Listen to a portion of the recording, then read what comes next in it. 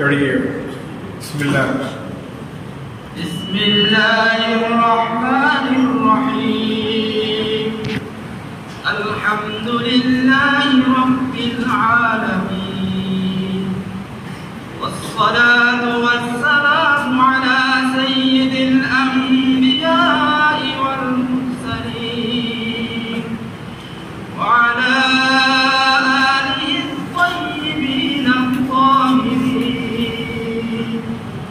وأصحابه الراشدين المهديين وعلى من تبعهم بإحسان إلى يوم الدين وعلينا معهم يا رب العالمين آمين. أما فإن أصدق الحديث كتاب الله وأحسن الهدي هدي محمد صلى الله عليه وسلم وخير الأمور عوازمها وشر الأمور محدثاتها وكل محدثة وكل بدعة ضلالة وكل ضلالة في النار.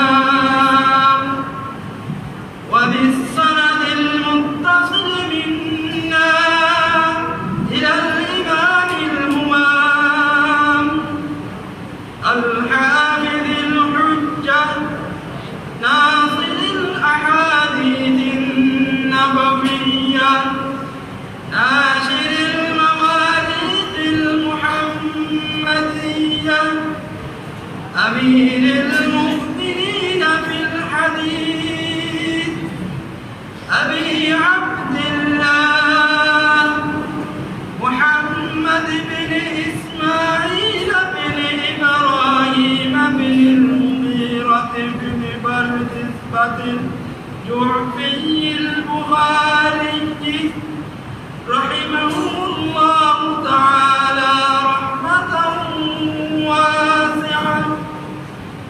اللهم انفعنا بعلومهم وعلوم سيد المرسلين صلى الله عليه وسلم.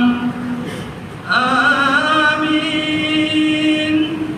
أنه قال باب قول الله تعالى ونضع الموازين القسط ليوم القيامة وأن أعمال بني آدم وقولهم يوزن. وقال مجاهد رحمه الله تعالى القسطاس العدل بالرومية ويقال القسط مصدر المقسط وهو العادل وأما القاسط فهو الجائر.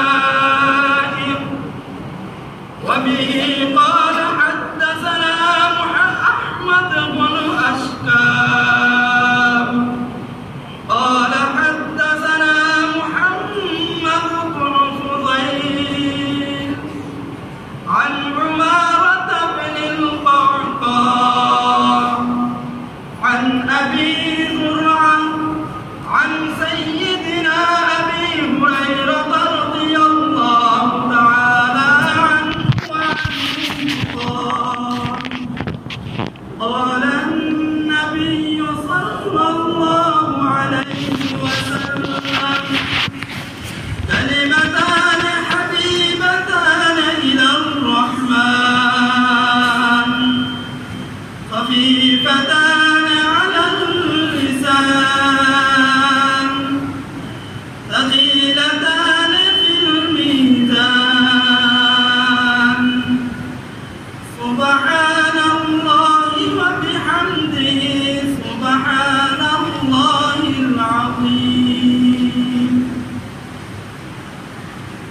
بسم الله الرحمن الرحيم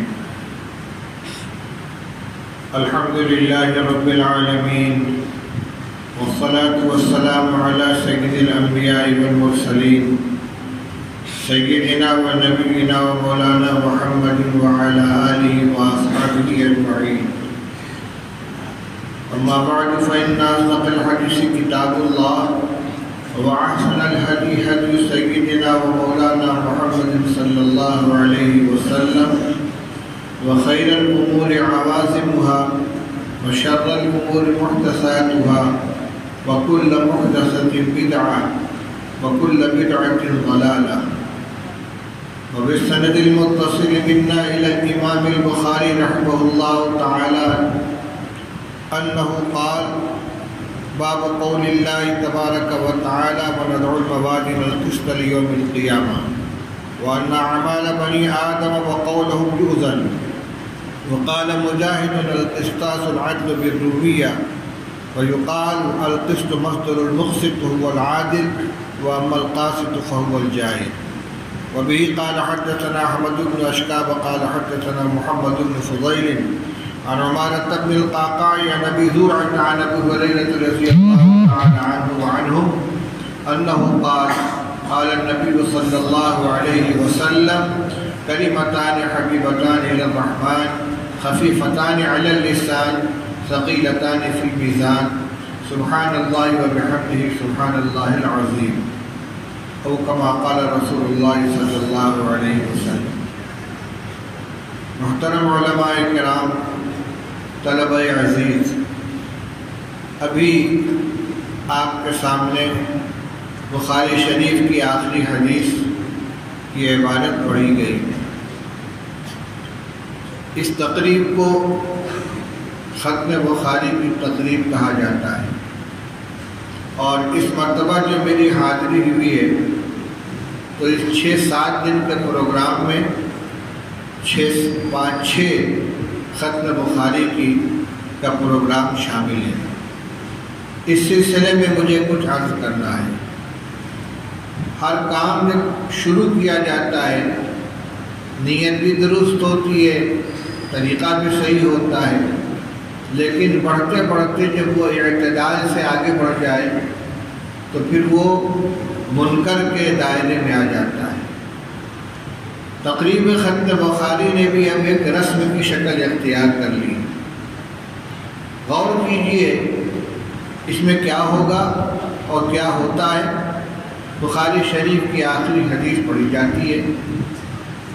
بخاری شریف میں 6000 سے زیادہ احادیث ہیں. پہلی حدیث انما الاعمال بالنیات انتہائی اہم اعلیٰ مضامین پر مشتمل دینی تعلیمات کے جو خلاصے بیان کیے گئے ان میں اس کا 1/3 یا 1/4 حصہ وہ بھی پڑھائی جاتی ہے، لیکن درسگاہ میں موجود طلبہ اور استاذ کے علاوہ کسی کو خبر نہیں ہوتی. مگر جب آخری حدیث پڑھی جاتی ہے تو اس کے لیے باقاعدہ تقریب منعقد کی جاتی ہے. تو یہ سلسلہ اب بہت بڑھ گیا ہے. جہاں تک تعلق ہے اس سے کہ کوئی مہمان عالم آ گئے اور مدرسے والے یہ چاہتے ہیں کہ طلبہ ان کے سامنے کوئی حدیث پڑھ لیں اور ان کی جو سند ہے اس سے اجازت حاصل ہو جائے، خاص طور سے اس وقت جب کہ سند عالی ہو، تو یہ کسی بھی وقت اور کسی بھی روایت کے ذریعے یہ مقصد حاصل ہو سکتا ہے. اس کے لیے آخری سال اور آخری حدیث کو متعین کرنا صحیح نہیں ہے. دوسری بات یہ ہے کہ بہت سی جگہوں پر اس موقع پر شیرینی تقسیم کرنے کا بڑا اہتمام کیا جاتا ہے، پانی دم کرایا جاتا ہے اور زمزم کی طرح اس کو تورق کے طور پر تقسیم کیا جاتا ہے. دارالعلوم دیوبند میں بھی پہلے ختم بخاری شریف کا کچھ اہتمام ہوتا، شیرینی تقسیم نہیں کی جاتی تھی، نہ اعلان کیا جاتا تھا، لیکن طلبہ کے ذریعے اطلاع ہو جاتی تھی. آس پاس کے گاؤں سے سینکڑوں آدمی آ جاتے تھے اور ایک شور اور ہنگامہ رہتا تھا پانی دم کرانے کا. تو آج سے چند سال پہلے دارالعلوم کی مجلس شورا نے باقاعدہ فیصلہ کیا کہ دارالعلوم میں اب ختم بخاری شریف کی کوئی تقریب نہیں ہوگی، کتاب پڑھائی بھی جائے گی، آخری حدیث بھی پڑھی جائے گی، لیکن اس کا کوئی اہتمام نہیں ہوگا۔ چنانچہ اس پر عمل ہو رہا ہے۔ دارالعلوم دیوبند میں بخاری شریف کب ختم ہوگی جماعت کے طلبہ کو بھی پتہ نہیں رہتا، کوئی اعلان نہیں، کوئی اشتہار نہیں۔ استاد پڑھاتے پڑھاتے اب ایک انداز ہوتا ہے کہ اتنے صفحات باقی ہیں، 2-4 دن میں کتاب مکمل ہو جائے گی، ان کی مرضی پر جس دن چاہیں مکمل پڑھا کے دعا کرا دیں۔ دارالعلوم کے احاطے میں موجود دوسرے طلبہ کو بھی خبر نہیں، نہ اس کے لیے کوئی دعوت نامہ، نہ تقسیم، نہ دعوت۔ تو یہ بات وہی ہے کہ شروع کرنے والے کی نیت کیا ہوگی، لیکن جب وہ بڑھتے بڑھتے اپنے حد سے آگے بڑھ گئی تو دارالعلوم دیوبند جو ہمارا مرکز ہے باقاعدہ وہاں فیصلہ کر کے اس سلسلے کو بند کیا گیا۔ اور آپ کو بتا دوں، میں نے بھی ختم بخاری کے جلسوں میں کافی شرکت کی ہے، لیکن گزشتہ 2 سال سے میں اس نام سے کسی مدرسے میں شرکت نہیں کرتا، سوائے اپنے بنارس کے مدرسے کے جہاں میں رہا ہوں، 40-45 سال پڑھایا، وہ ہمارے گھر کا مدرسہ ہے، وہاں شریک ہوتا ہوں۔ لیکن اس کے علاوہ ہندوستان میں کسی بھی بڑے چھوٹے مدرسے میں ختم بخاری کے نام پر نہیں جاتا۔ اس مدرسے کو چونکہ فقیہ الملت حضرت مولانا مفتی عبد الرحمن صاحب نور اللہ مرقدہ کی ذات کے ساتھ نسبت حاصل ہے، یہ ان کا لگایا ہوا پودا ہے، اور میں اگر یہ عرض کروں تو اس میں کوئی مبالغہ نہیں ہے کہ پورے بنگلہ دیش کے اندر جو عقیدت اور محبت اور اکابر کے ساتھ جو تعلق میں نے چند سالوں میں حضرت مفتی صاحب رحمۃ اللہ علیہ کے اندر دیکھا، وہ کہیں نہیں دیکھا۔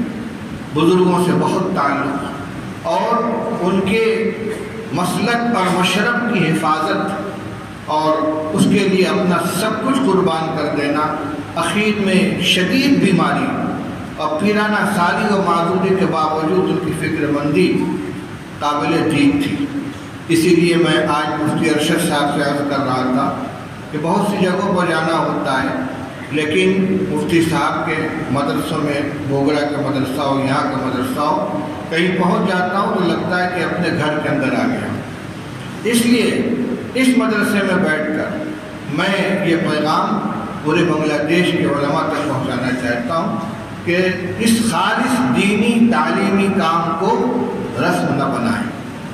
ہاں، آپ چاہتے ہیں کہ آپ کے مدرسے کے جو معاونین ہیں، محبین ہیں، اہل تعلق ہیں، وہ مدرسے میں آئیں، یہاں کی کارکردگی دیکھیں، آپ ان کے سامنے اپنی خدمات کا تعارف کرائیں۔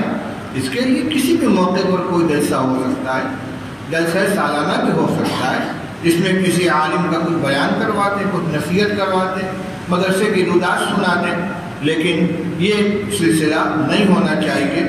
اور مفتی صاحب نے وعدہ کیا ہے، مفتی ارشد صاحب نے، کہ آج چونکہ یہ اعلان ہو چکا ہے تو طلبہ سند عالی حاصل کرنے کی نیت سے سبق میں شرکت کریں گے، اور آئندہ انشاءاللہ یہ تقریب نہیں ہوگی۔ میں آپ کو ایک واقعہ سناتا ہوں۔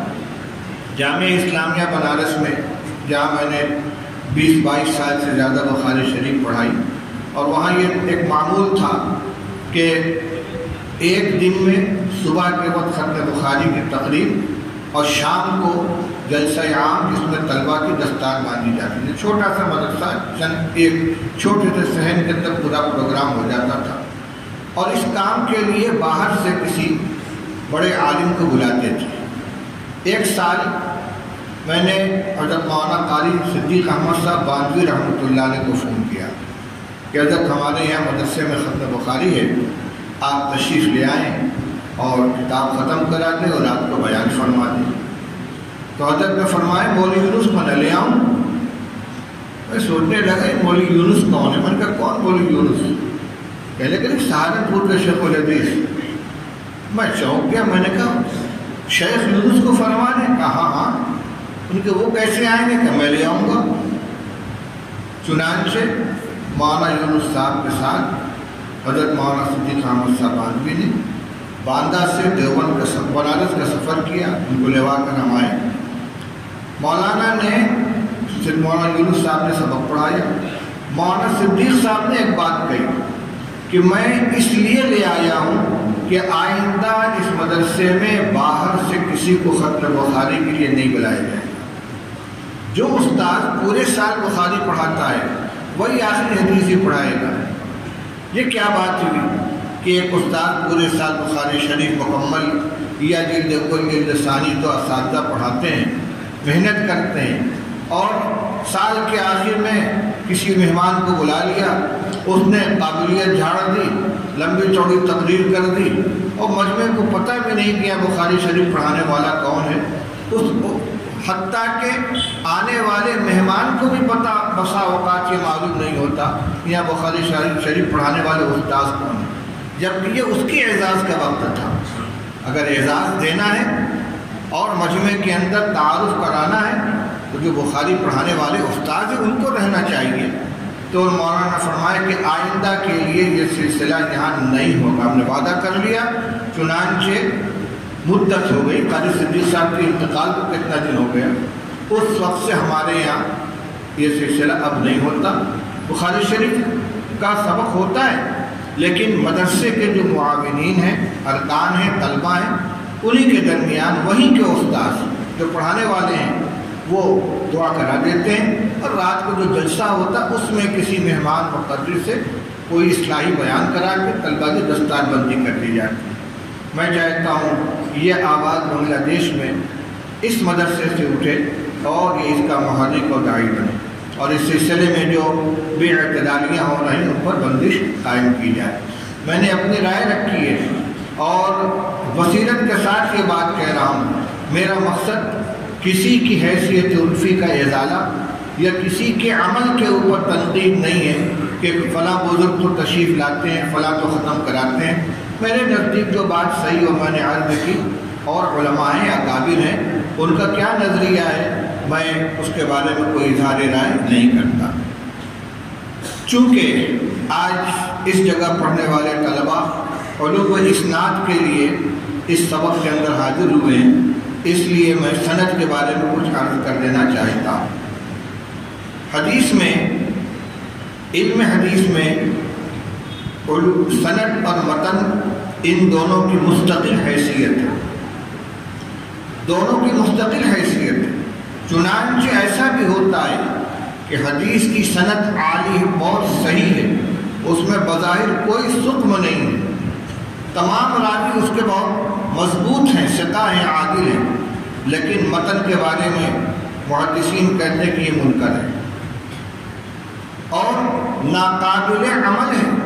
خود ترمذی شریف کے اندر امام ترمذی رحمۃ اللہ علیہ فرماتے ہیں کہ جتنی روایتیں میں نے ذکر کی ہیں ان سب پر کسی نہ کسی فقیہ کا عمل ہے، سوائے 2 حدیثوں کے کہ ان پر کسی کا عمل نہیں ہے۔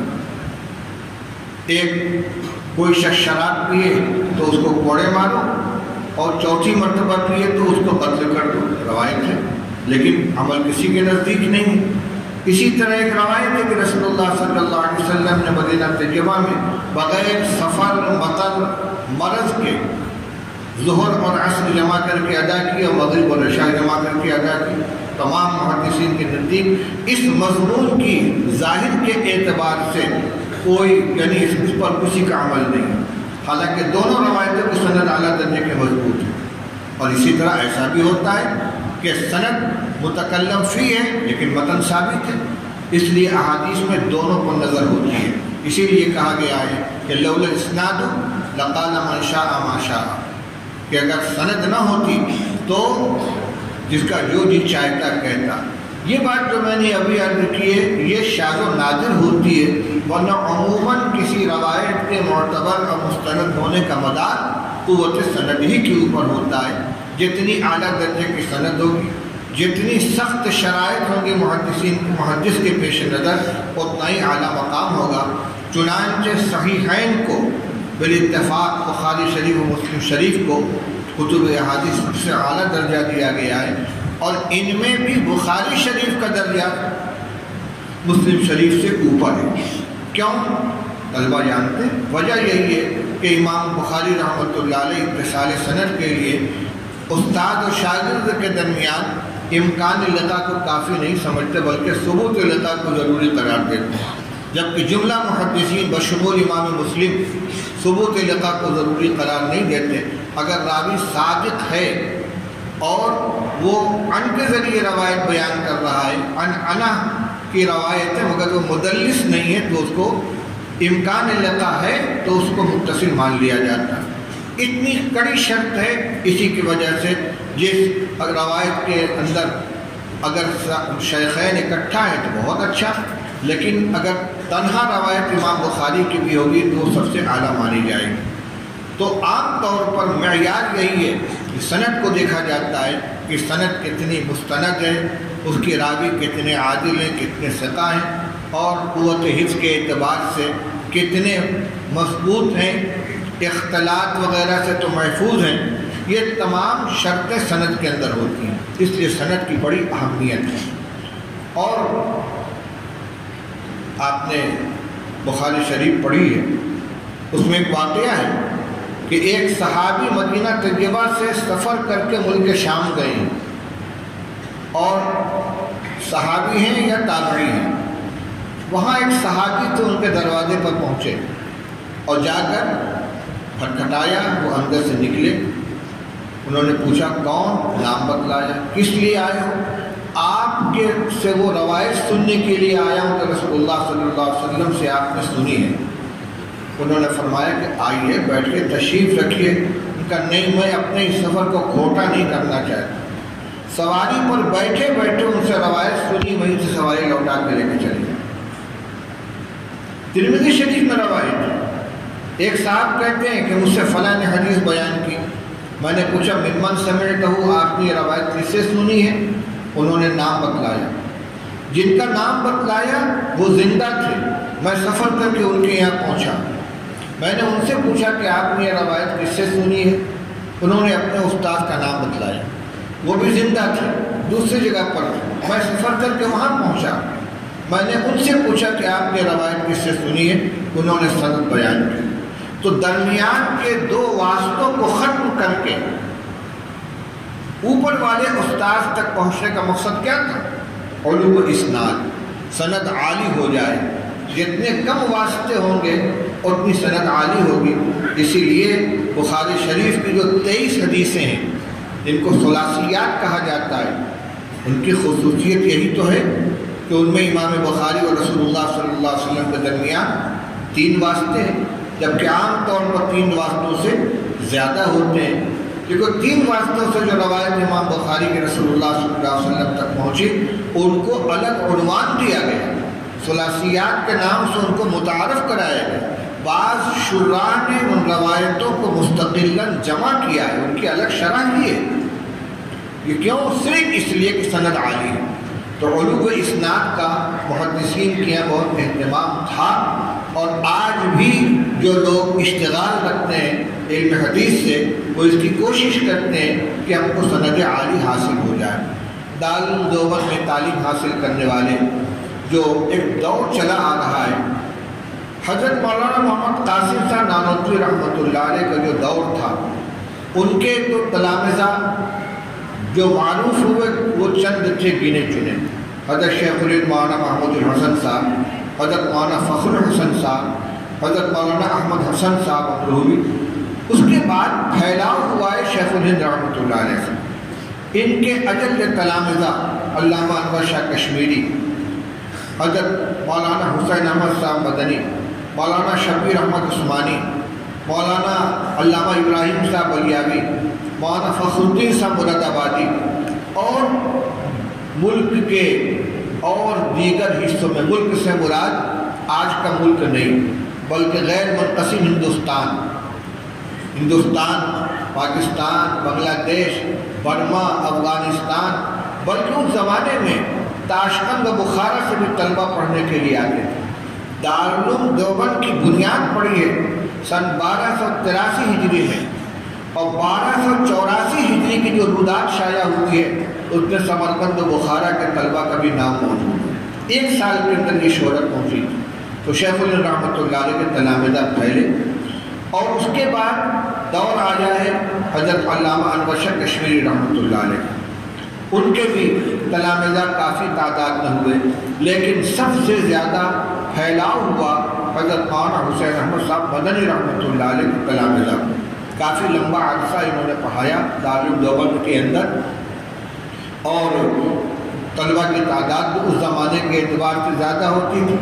آج جو بر صغیر میں دارالعلوم دیوبند میں تعلیم حاصل کرنے والے حضرات موجود ہیں، ان میں کوئی شیخ الہند رحمۃ اللہ علیہ کا شاگرد اب موجود نہیں۔ علامہ انور شاہ کشمیری رحمۃ اللہ علیہ کا کوئی شاگرد موجود نہیں ہے، سبھی کا انتقال ہو چکا ہے۔ ہو سکتا ہے کہ کسی گوشے گمنامی میں ہندوستان پاکستان میں کوئی بہت سی رسیدہ عالم موجود ہو، لیکن مشہور لوگوں میں نہیں۔ ہاں، حضرت مولانا شیخ الاسلام مولانا حسین احمد صاحب مدنی رحمۃ اللہ علیہ کے تلامذہ موجود ہیں، وہ بھی اس وقت اکابر کی صف میں ہیں۔ حضرت مولانا احمد شفیع صاحب دامت برکاتہم، ان کا امتیاز یہ بھی ہے کہ وہ حضرت مدنی رحمۃ اللہ علیہ کے شاگرد ہیں۔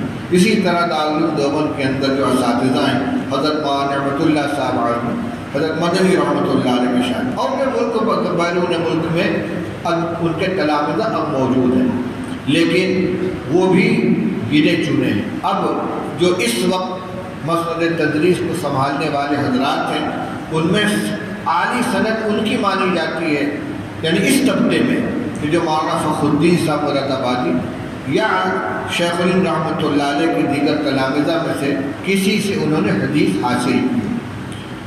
اس ناکارہ کا شمار بھی اسی طبقے میں ہے کہ میں نے بخاری شریف مکمل حضرت مولانا سید فخر الدین احمد مراد آبادی رحمۃ اللہ علیہ سے پڑھی تھی، اور وہ براہ راست شاگرد تھے شیخ الہند حضرت مولانا محمود الحسن دیوبندی رحمۃ اللہ علیہ، اور حضرت شیخ الہند رحمۃ اللہ علیہ کے بعد جب علامہ انور شاہ کشمیری رحمۃ اللہ علیہ نے دارالعلوم کی مسند درس کو سنبھالا ہے، تو ان سے بھی انہوں نے مکمل بخاری شریف دوبارہ پڑھی۔ اس طرح ان کو دونوں سند حاصل ہے، براہ راست شیخ الہند رحمۃ اللہ علیہ کی بھی وابستہ علامہ انور شاہ کشمیری کی۔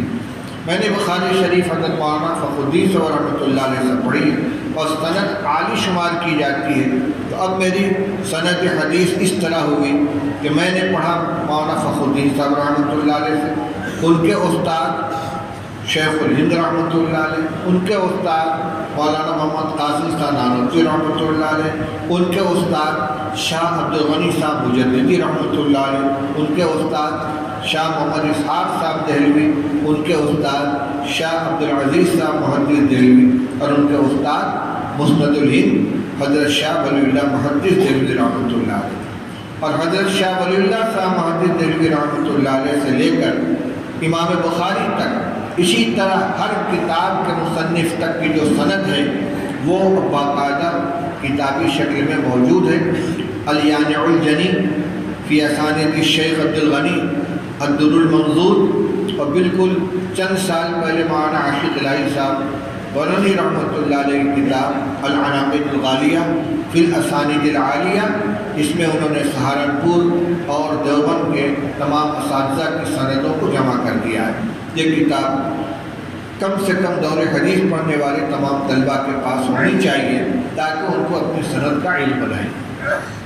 تو میری سند شاہ ولی اللہ صاحب تک میں نے آپ کو بتلا دیا، اور اس کے بعد شاہ ولی اللہ صاحب سے لے کر امام بخاری صاحب رحمۃ اللہ علیہ تک کی سند آپ کو الیانع الجنی میں مل جائے گی، اور اب تو طلباء اس کو مطبوعہ شکل میں بھی اپنے پاس رکھتے ہیں۔ اور پھر شاہ ولی اللہ صاحب کی جو سند امام بخاری رحمۃ اللہ علیہ تک پہنچی ہے، اس کے بعد کی سند ہر حدیث کے ساتھ موجود ہے۔ سند کا آخری حصہ مختلف ہے، یعنی صاحب کتاب سے لے کر رسول اللہ صلی اللہ علیہ وسلم تک جو سند ہے وہ کوئی ایک نہیں، چنانچہ ہر حدیث کے ساتھ سند بدلتی رہتی ہے، کبھی پہلا استاذ ہی بدل جاتا ہے، کبھی آگے سند بدل جاتی ہے، کس صحابی کی مسانید میں وہ شامل ہے، کس صحابی سے مروی ہے، اس کا بھی فرق ہوتا ہے، لیکن اس کے نیچے درمیانی جو درجہ ہے شاہ ولی اللہ صاحب سے امام بخاری تک اور دیگر محدثین تک وہ ایک ہے، اور اس کے نیچے کی سند شیخ الہند رحمۃ اللہ علیہ سے شاہ ولی اللہ صاحب رحمۃ اللہ علیہ تک سب کی ایک ہے، پھر شیخ الہند رحمۃ اللہ علیہ کے نیچے سے سند بدلتی ہے، کسی کا تلمذ ہے شاہ علامہ انبا شاہ کشمیری سے، کسی کا شیخ الاسلام رحمۃ اللہ علیہ، کسی کا مولانا فخر الدین صاحب سے، اور اکثر لوگوں کا شیخ الاسلام مولانا حسین احمد مدنی رحمۃ اللہ علیہ کے تلامذہ سے یا ان کے بعد کے محدثین کرام سے۔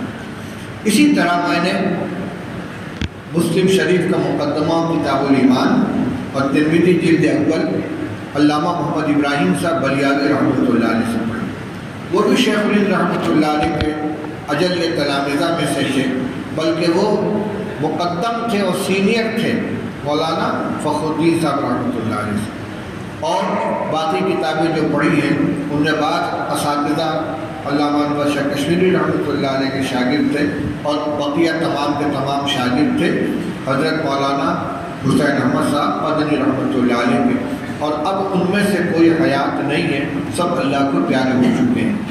اور کتاب تو کسی سے پڑھی کوئی، لیکن تعلیم کے طرز کے مطابق ہر استاد اپنے شاگردوں کو اس کتاب کے علاوہ جو اس نے خود پڑھائی ہے تمام مرویات کی اجازت دیتا ہے، لہذا جو کتاب مولانا فخر الدین صاحب رحمۃ اللہ علیہ سے پڑھی وہ بھی باضابطہ اجازت کے اندر ہی اس کی سند متصل ہے، اور اجازت عامہ کے تحت بقیہ تمام کتب حدیث کی سند بھی مولانا فخر الدین صاحب رحمۃ اللہ علیہ کے واسطے سے پہنچ جاتی ہے شاہ ولی اللہ صاحب تک۔ یہ سند عالی ہے، اللہ تعالیٰ اس کی قدر کرنے کی ہمیں توفیق عطا فرمائے۔ یہ بات تھی سند سے متعلق۔ جہاں تک حدیث کی تشریح کا تعلق ہے، اس کو بیان کرنے کا حق استاد کو ہے جنہوں نے آپ کو پوری بخاری شریف پڑھائی ہے، اس کی فنی تشریح وہ فرمائیں گے۔ چند کلمات نصیحت سے متعلق عرض کرنا چاہتا ہوں کہ آپ نے بخاری شریف پڑھ لی، سال کا اختتام ہے، رسمی تکمیل ہو رہی ہے، آپ کو فاضل اور فارغ کہا جائے گا، لیکن حقیقت یہ ہے کہ آپ فارغ نہیں ہوئے ہیں، بلکہ آپ کی طالب علمی کا آغاز ہو رہا ہے۔ اب آپ حقیقت میں طالب علم بنے۔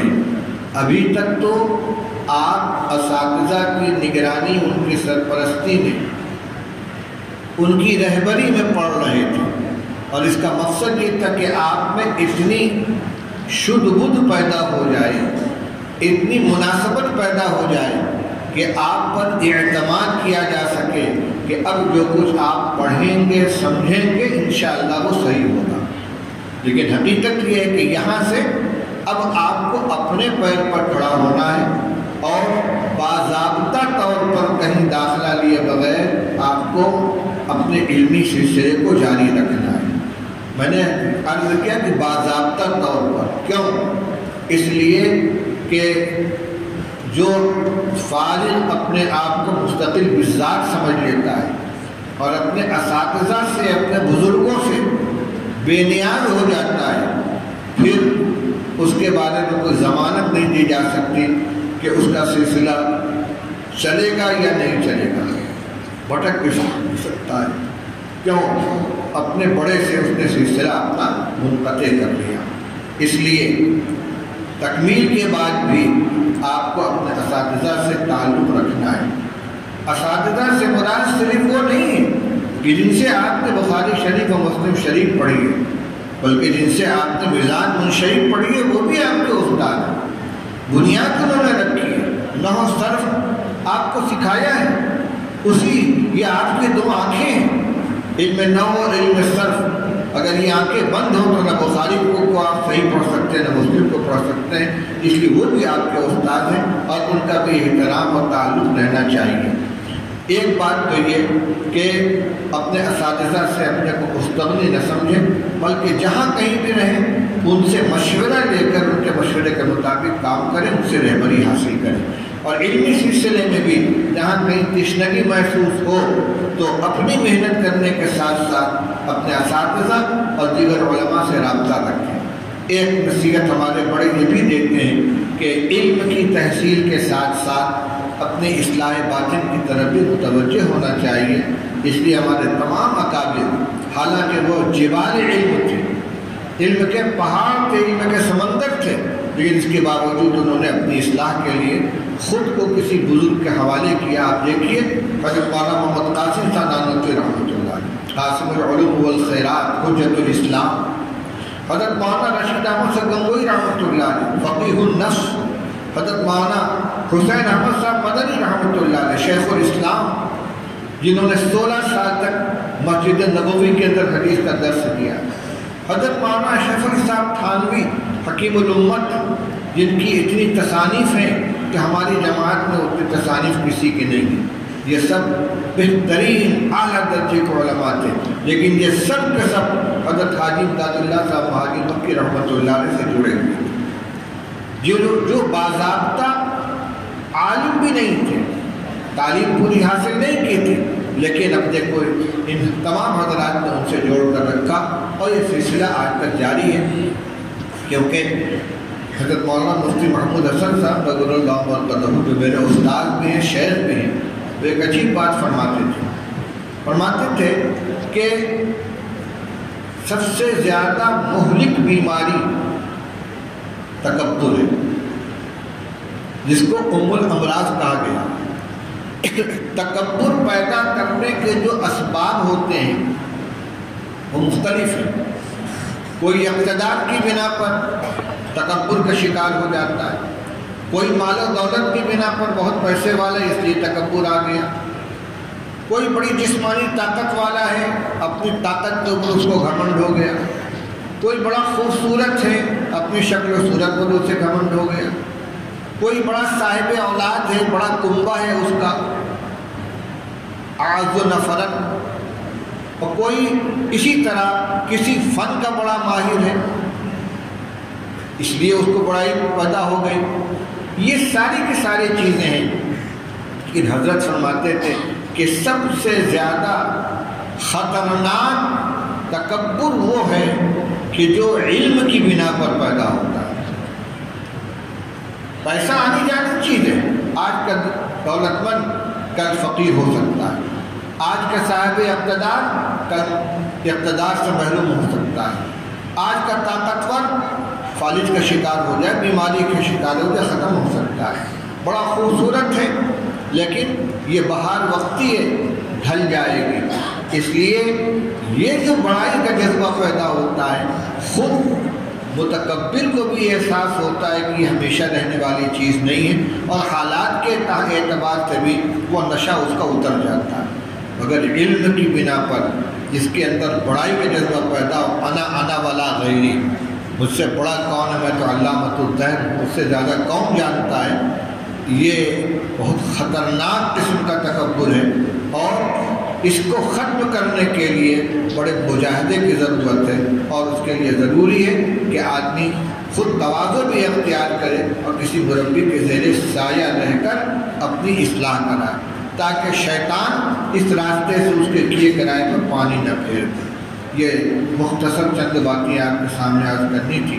اللہ تعالیٰ قبول فرمائے اور حضرت مفتی صاحب رحمۃ اللہ علیہ کے لگائے ہوئے اس چمن کو خوب آبیاری عطا فرمائے، ان کے صاحبزادگان، ان کے جانشین اور ان کے جو متعلقین و وابستگان ہیں جو اس کارواں کو آگے بڑھا رہے ہیں اور اس خدمت کو باقی رکھے ہیں، اسی طرح حضرت مفتی صاحب رحمۃ اللہ علیہ کے ساتھ تعلق رکھنے والے وہ حضرات کہ جو مدرسے کے معاون سرپرست اہل تعلق ہیں، اللہ تعالیٰ ان سب کو قوت و ہمت عطا فرمائے اور اس سلسلے کو اسی طرح جاری و ساری رکھے اور اس میں اور ترقی عطا فرمائے۔ میں بہت زیادہ لمبی گفتگو نہیں کر سکتا، بس اتنے پر اکتفا کرتا ہوں۔ کئی لوگوں نے دعاؤں کی درخواست کی ہے، بعض لوگوں نے پرچیاں بھی دی ہیں، تو آپ دعا فرمائیں۔ اس کے پہلے شاید کوئی کام ہے، دعا کرنا کچھ کہنا ہے۔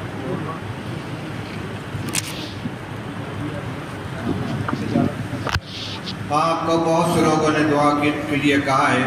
نور النبی صاحب نے خاص طور سے پرچہ لکھ کر دیا جو آج کے اس پروگرام کے میزبان ہیں، اپنی پریشانیاں ذکر کی ہیں، اپنے مسائل ذکر کیے ہیں۔ اللہ تعالیٰ سب کو جاننے والا ہے۔ آپ دعا فرمائیں اللہ تعالیٰ ہم سب کی تمام جائز حاجتوں کو پورا فرمائیں، جو لوگ ان پریشانیوں مبتلا سے نجات عطا فرمائیں۔ اللہم صلی علی سیدنا مولانا محمد وآلہ وصحبہ وبارک وسلم۔ ربنا آتنا فی الدنیا حسنۃ وفی الآخرۃ حسنۃ وقنا عذاب النار۔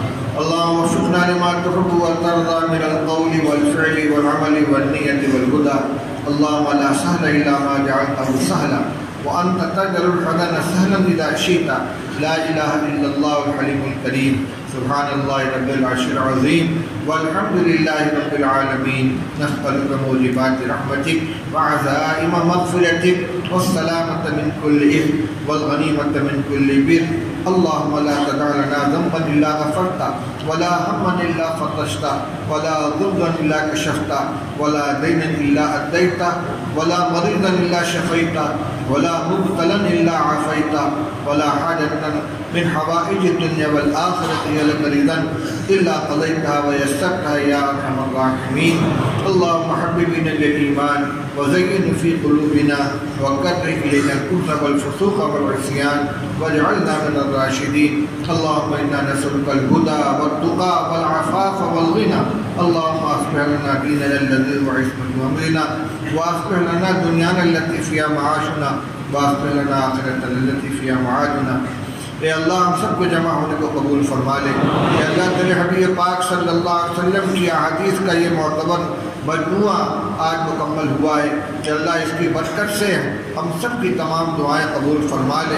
کہ اللہ جو بیمار ہیں ان کو شفا عطا فرما، ظاہری بیماریوں سے بھی نجات عطا فرما، اخلاقی اور روحانی بیماریوں سے بھی نجات عطا فرما۔ کہ اللہ جو ضرورت مند ہیں ان کی ضرورتیں پوری فرما، جو مقروض ہیں ان کو بعد قرض سے بردوشی نصیب فرما، جو تجارت اور کاروبار کے اعتبار سے پریشان ہیں کہ اللہ ان کی پریشانی کو دور فرما، ہر ایک کو برکت والی حلال روزی عطا فرما، اولاد کو صالح بنا، دلوں کا سکون نصیب فرما، گھروں کے اندر اطمینان نصیب فرما۔ یا اللہ جن طلبہ نے آج کتاب مکمل کی ہے کہ اللہ ان کو حقیقی معنی میں عامل بعمل بنا دے، اللہ ان کے علم میں برکت عطا فرما، ان کو اپنے دین کی خدمت کے لیے قبول فرما لے۔ کہ اللہ ان کو غوایت و غباوت سے، ضلالت سے محفوظ فرما، نفس اور شیطان کے غلبے سے حفاظت فرما۔ کہ اللہ تو ان کی ضرورتوں کا کفیل بن جا، ان کو خالص دین کی خدمت کے لیے قبول فرما لے۔ کہ اللہ اس ادارے کو دن دونی رات چوگنی ترقی نصیب فرما۔ حضرت مفتی صاحب رحمۃ اللہ علیہ کے لگائے ہوئے چمن کو خوب آباد فرما، اور اس کے اجر و ثواب سے ان کے روح کو منور فرما۔ اے اللہ ان کو اپنی خوشنودی اور رضا والی انعامات سے نواز دے، ان کے جانشین اور ان کے متعلقین، ان کے قائم مقامات کی قوت اور ہمت عطا فرما اور خدمت کرنے کی توفیق عطا فرما۔ کہ اللہ تمام مدارس دینیہ کی حفاظت فرما، تمام دینی جماعتوں کی حفاظت فرما، تمام دینی کام کرنے والوں کی حفاظت فرما۔ کہ اللہ ہم سب کی دعاؤں کو اپنے فضل و کرم سے قبول فرما۔ ربنا تقبل منا انک انت السمیع العلیم وتب علینا انک انت التواب الرحیم۔ وصلی اللہ تعالی علی خیر خلق محمد وآلہ وصحبہ اجمعین برحمتک یا ارحم الراحمین۔